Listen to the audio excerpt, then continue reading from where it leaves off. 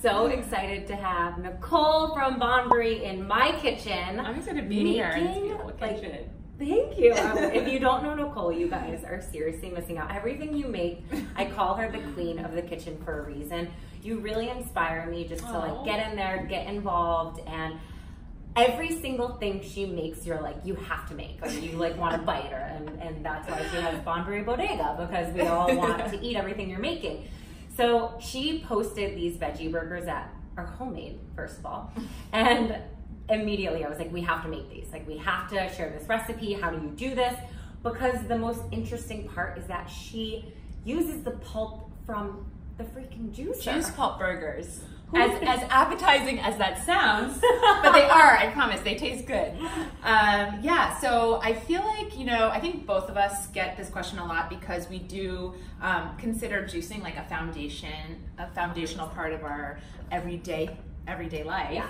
So what do we do with the juice pulp? And there's so much goodness that is in the juice itself, but we don't want to forget about the juice pulp, which has tons of fiber. It still has tons of nutrients, and in order to like kind of minimize waste, we can add them to so many different dishes. It doesn't have to be burgers. It can be, you know, like tomato sauces for our pastas. We can, you know, add it to like a baking dish and drizzle other things. But today we are doing burgers because it's the summer, and who doesn't want a really yummy, delicious veggie burger? How smart, first of all. So today, the juice that we're gonna use, particularly for this recipe, are carrots, we have celery, we have beets, and we have some lacinato kale. And this particular juice, whether you're making veggie burgers or not, is just amazing for anti-inflammation. It's amazing for cleansing the blood and the liver. It's really hydrating because of the celery and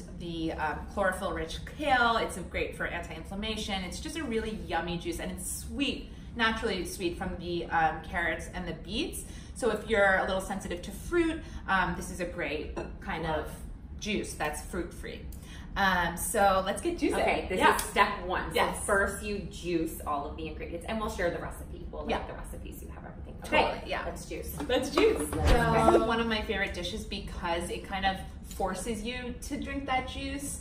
And so while you're drinking this juice, you just really feel energized. Juicing beets or carrots, particularly beets, you want to be really careful. Probably don't wear white things because beets are certainly a strong color, and they're hard to wash out. I'm not gonna lie.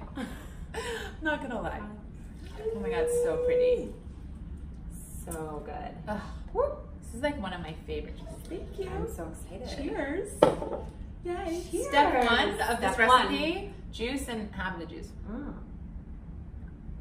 Oh my god, so good. I love it. So the next step, now we have this beautiful pulp.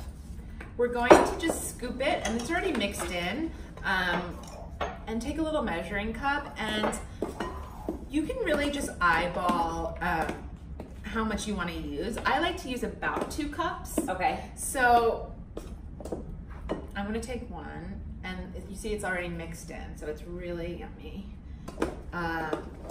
And it smells like a full-on garden. It smells like a full-on garden. So we're gonna do 2 cups of this, maybe roughly 2.5. I like to eyeball things. I don't really like, you know, don't worry about if there's certain things that are like a little above, a little less. You can just season it and just use your intuition. I love that. That's why when you're in the kitchen, you're like, oh, I need to follow this recipe exactly. A lot of the times you can just like improvise and things turn out great, and that's when you kind of feel more powerful and, you know, capable in the kitchen. I love when you just like listen to yourself and rather than following exact recipe. So here is the pulp, and I want to show you guys the pulp. So pretty. Here there's certain pieces, like big pieces, that we want to remove. So like these big chunks, you just pick out the stems. If there's a stem here and there, no big deal. But for like the really big chunky parts, we can leave a lot of it, but there's some, like sometimes there's a big carrot piece or a big beet piece, and you can certainly leave it in there for an extra chunky burger, but just to have it more uniform in kind of bite, we just take out the big stems. Okay, So there we go, that's all of our pulp. Okay, so now we have our pulp and everything's kind of uniform in size. We're gonna set this aside actually, and before we start mixing in the grains, we're gonna make a flax egg. Do you ever like make a flax egg when you're baking? Never. Okay. I don't bake. I've never baked, okay. actually. So in vegan plant-based cooking, a lot of the times some recipes call for an egg, and that's when we would replace it with a flax egg, which I'm not a big person about like replacement foods, like, oh, I want to do this, but a flax egg is really helpful because it binds things together. Okay. And because of the gelatinous nature that when you add water and flax egg, you let it sit for like 5-10 minutes, okay, and it becomes the consistency of an egg and it holds things together, which is what we want in a burger. Okay. So we're gonna do, basically you take a tablespoon of ground flax and just maybe 2 tablespoons. And then you take some water, which we have right here, and you just lightly pour in about a 1/4 cup and lightly stir if you wanna lightly stir. I'll help. It's really watery at first, but then we're just gonna let it sit while we mix our burgers, and it's gonna kind of gel up. Kind of like how you make, like you could also use chia seeds. I was just going to say like a chia seed. You could totally do a chia seed, yeah. The idea is just to like hold things together. So you can totally do that in baking as well. It's a really good little trick, and we're gonna set it aside. Perfect. Okay. So while we're setting that aside, we're gonna chop up what is going into the burgers besides the veggies. Water chestnuts. Love. Water chestnuts are just really yummy. They are hydrating and crunchy. I love a crunch. I love a crunch. Yeah, so let's start chopping that. Okay, so we just chop up the water chestnuts. This is really just for hydrating crunch. Like it's not necessary, if you don't like water chestnuts, you don't have to use them. It just gives it a little fun bite. So those are amazing. We're also gonna put in some peas and corn. A lot of veggie burgers have black beans in them, and I just like thought peas would be more fun and like just have a little slightly different flavor. But if you want to do like a Tex-Mex type of burger, you can certainly use black beans. So add this in. Add it into the pulp, yep. And then I also include a little corn because that gives it a little sweetness. I think it's really fun. This is just defrosted organic frozen corn kernels and peas. Yum. Yeah. Okay, mix it in. This is so creative. I can't handle it. So, I mean, you can totally just like eat this right now, by the way. I could. Okay, so now we have brown rice and quinoa. So yeah, I like brown white rice because it gives it a little chewy consistency, whereas the quinoa is just like grainy. And for me, cooking is all about varying textures and tastes, and when you hit different kinds of like chewiness and crispiness and crunchiness and hydrating, I feel like it's just like a explosion in your mouth, and it's just really fun. It's just right. Yeah, it just tastes good. Keep doing, it's all right. So this is pre-cooked brown rice and it's pre-cooked quinoa. So a great thing to do also is if you have brown rice or even white rice or quinoa in the fridge, or millet, or any sort of grain, and you don't know what to do with it, make your veggie burgers. And I love that that's like one of my biggest tips is having grains, prepare them, and then keep them in the fridge, and you can throw them in. Exactly. So you can add them to salads, or in this case, veggie burgers. So actually, let's do 2 cups of this, and you can use this little measuring cup. Oh God, how many scoops? Just go crazy. Just Wait, 2. of both. Of both, yeah. Okay. We mix these in here, but you can, again, you can use brown rice. You can use any grain you want, really. I love that you mix them. Yeah, that's amazing. Okay, so now you can start mixing. Okay. And again, because I just want to check on this. Oh, okay. That is so cool. Do you want to show how it's gelled up, kind of? Not really. So it really is it's like the consistency of an egg, and it's going to help bind everything. And we're going to use one more thing to help bind, which I'm going to talk about in a second. And that's so easy. So easy. This is so beautiful. It's really pretty. So then, you just eyeball things. We'll provide the actual measurements, don't worry. But again, if you're just kind of winging it, you just take a look and say, okay, there's a lot of veggie here. Let's add a little more rice here, which I'm going to do, and then I think we're great. Great. So we're in a really good spot right now. Then we're going to add the flax egg. This is beyond. Let me see this. What? Okay, so you can just dump that in. Amazing. And I'm making you do all the work. I like it because I'm really I'm being happy very to provide some use here for okay, so now we have a good base. So that's the brown rice, the grains, the quinoa, the peas, the couple more things. And I'm gonna chop up some onion. What if it looks like it needs more binding? Just add a little bit more? So we're gonna add one more thing to bind. Okay, cool. Yeah. But I'm gonna chop up this onion. I really like when I'm cooking, I like to use the big sweet onions because they're a little more mellow than, let's say, white onions or red onions. Wait, do they make you cry? You know what? I have contacts, so I have like this invisible barrier. Okay. So I'm not even like aware of the crying. But once I was chopping onions and I had my glasses on and I was like, holy moly, like I'm dying. And so thank God for contacts. I don't know if you've ever tried this, but if you wet the knife, you wet the surface, and you wet the onion, you won't tear. What? See, I can provide something here as well. Tips here, okay, guys. Speaking of tips, really quick. As far as chopping an onion, remember like the slap chop infomercial where it's like, it's like, you don't know how to cut an onion. It's like the slap, I own a slap chop. I haven't used it in years because of this little trick. Basically you just peel, you slice an onion in half, sorry.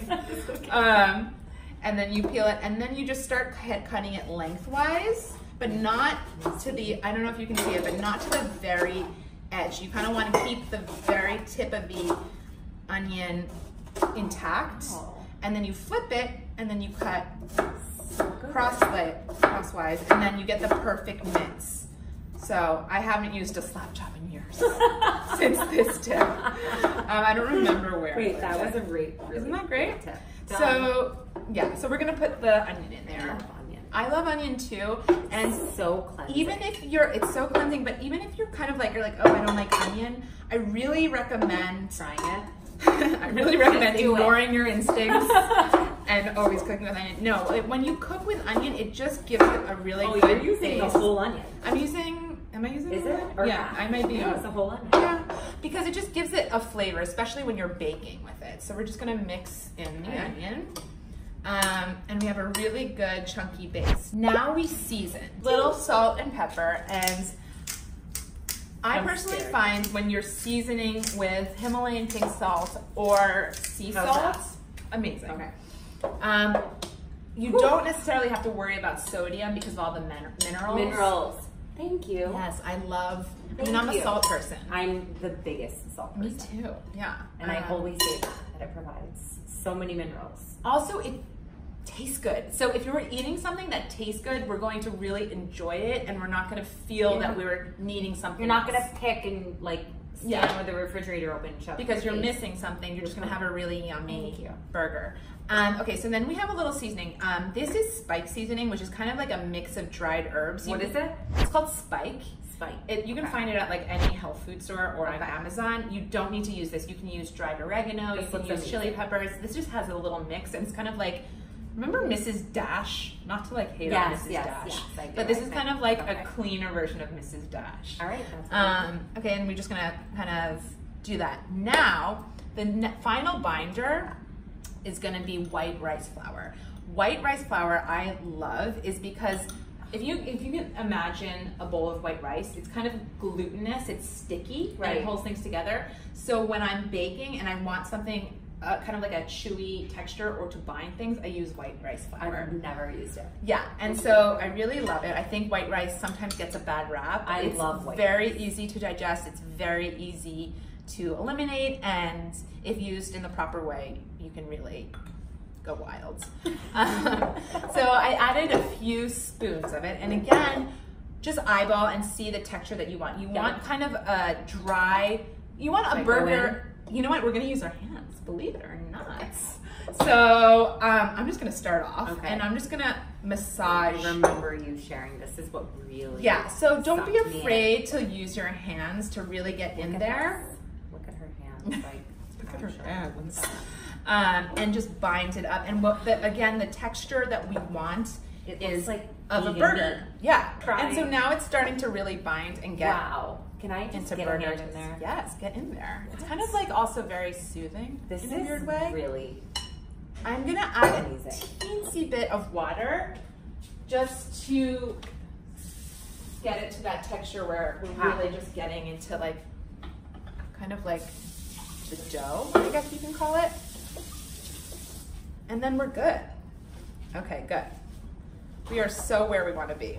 Okay, so the last thing we're going to do is add some extra herbs. I really like fresh herbs in burgers and everything. Do you like dill? I do, because of you. Oh, really? Yes, because okay. you put it in a lot of your stuff at I bodega. do love dill. I think it's a really like kind of strong, fresh, garden-y. So fresh. So it's so funny, I didn't like it until you started eating stuff. Oh my god, I'm so happy. Sure. Yeah, dill is really great. It's like in Russian cooking and like Jewish cooking. It's something that I just love. It's kind of like home to me. So good. So good. And a little goes a long way. So we're just gonna add last bit of fresh dill and get in there.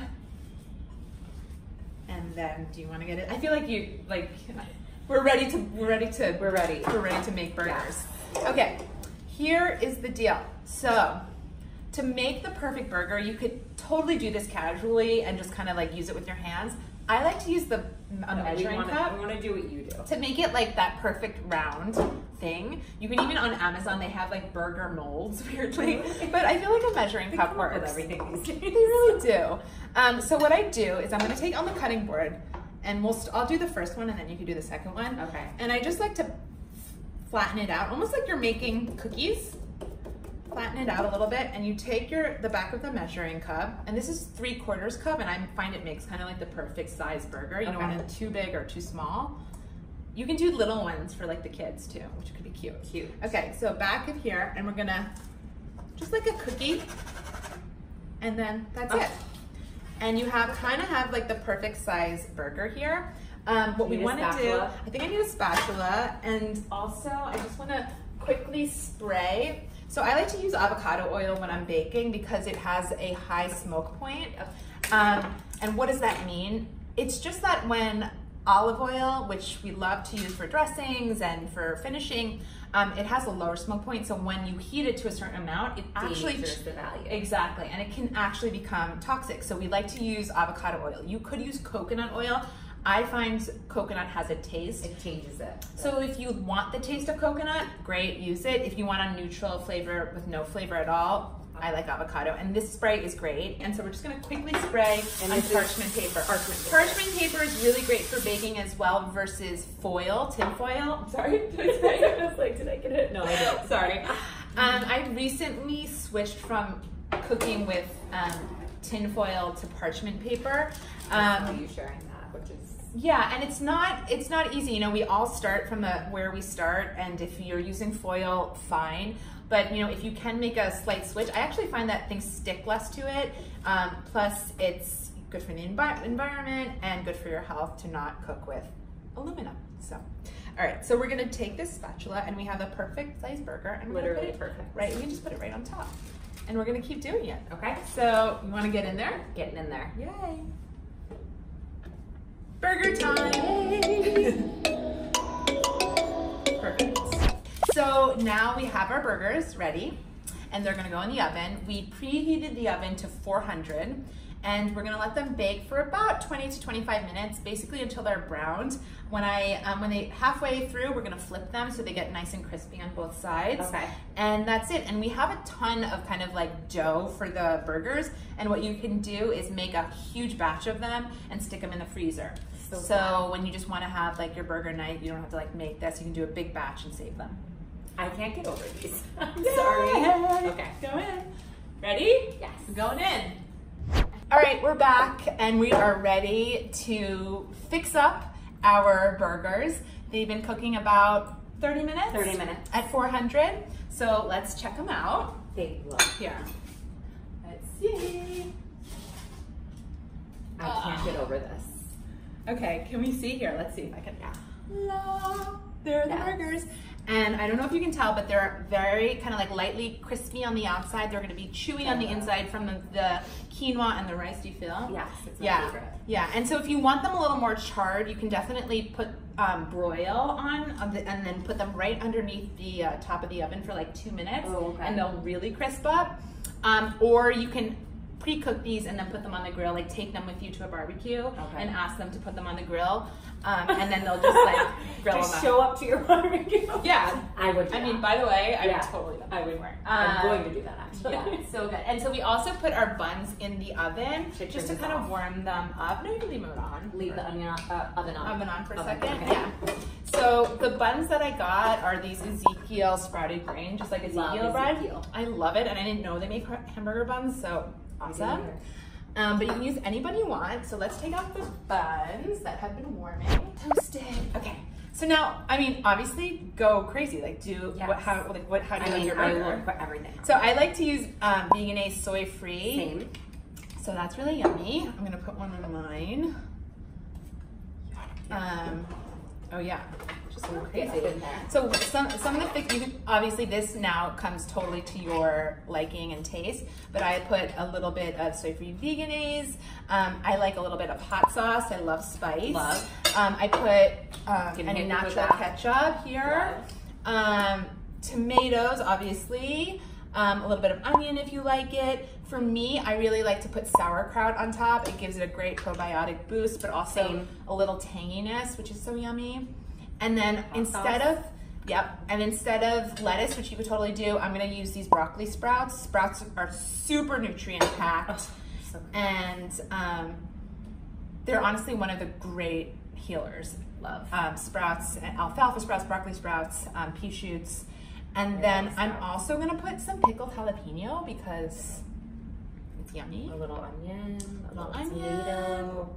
Wait, pickled jalapeno. Pickled jalapeno. Is this what you put in your Dulce Caesar? No. What do you put? Okay. We'll go over that one. Okay. Okay, so let me get you a burger. This one's a nice one. We'll put it. Oh, you want to put it right there? Okay, perfect. I can't. I'm gonna do like a little ketchup. I know, burger time. I'm so excited. I'm actually so excited. These are ridiculous. Like, are you excited? I'm no. Okay. What? Now I'm gonna put a burger in here. And if you want, you can add a little chip situation for a really BBQ. These are avocado oil chips, which I really love. And then, of course, a pickle because we're not insane. Here are some sour pickles. When you do pickles, make sure that they are the barrel brined one, not in vinegar. So the ones that you can get at the supermarket that are not refrigerated are brined in vinegar. So you want to get ones kind of from the local deli or your local pickle spot. And I mean, that's it. Are you ready? Yes. Here, I want to see. I'm gonna wait for this. Oh my god. Do it. This is like, you're really gonna my mouth's watering here. Do it. Do it. Go. I'm waiting for my shot, so that's why. Is it good? Yay! Oh my god. This is the best burger I've ever had. Juice pop burgers, guys. This is crazy. Is it good? I'm so excited for you. Oh my god, I'm so excited. I need to take a picture of mine. I'm so excited to make these myself. Here. Oh my god, I'm so excited. Okay, we gotta get the gram. Gotta get the gram, guys. I'm gonna take a picture. Yes.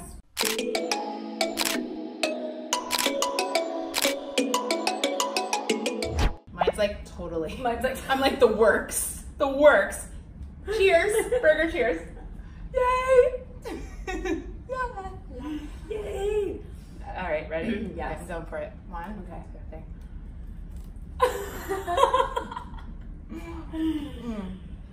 Thank you guys so much for watching. Please comment below with any questions at all that you have. Where can everyone? Wait, of course I'm going to ask her a question as her mouth is full.